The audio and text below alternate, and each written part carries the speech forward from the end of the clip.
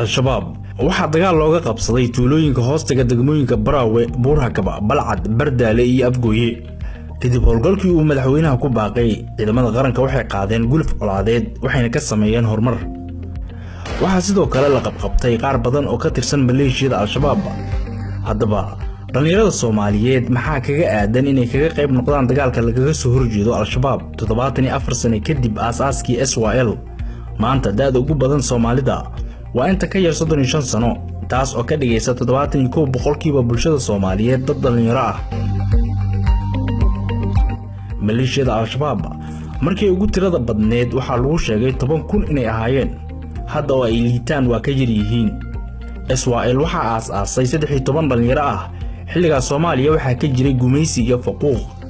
Soomaalida gawaarida waxay ka raaci jireen meel gadaale, qaar wabiyada ayaa loogaga talaabi jiray, waxaana ka dhiidhiyay dhalinyaro nala mid ah oo tiro yar. maanta haddaan halbay ka dhigano tirada al-shabaab ee 10,000 ah, mid kasta oo ka mid ah waxa uu argagax ku hayaa 850 dhalinyaro Soomaaliyeed. hadda waa hal al-shabaab ah. qarnigan 21aad si fudud ayay dhalinyaradu hormuud ugu noqon karaan in laga xoroobo argagixisada. isku duubni iyo kacdoon dhalinyaro ayay bulshada u baahan tahay. waxaad kala ogaataa dawladda Soomaaliya waxay howlgalkan ku qarash gareynaysaa adduun dhan $14 milyan oo dollar, waana markii ugu horeysay oo qorshe noocan ah al-shabaab lagaga hortago. ololahan waxaa la rabaa inuu xubsiibto dhalinyarada Soomaaliyeed inay u istaagaan ay u kacaan ay u dhaqaaqaan difaaca dalkooda ay u difaacaan. dhalinyaradiina meeye diyaar muu tihiin inaad dalkiina difaacdaan? diyaar muu tihiin dalkiina u dhimataan?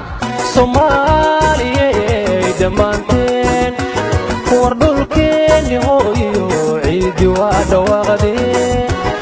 Soomaaliyeed dhammaanteen war dhulkeeni hooyo ciidi waa dhawaaqdeen. waxay tiri dhibaatada maygu dhowranaysaan, dhalinteedii talilayd iyada isdhamaysay, dhaxalkeedii maandeeq cadaawaha dhitaystay. inaguna dhammaanteen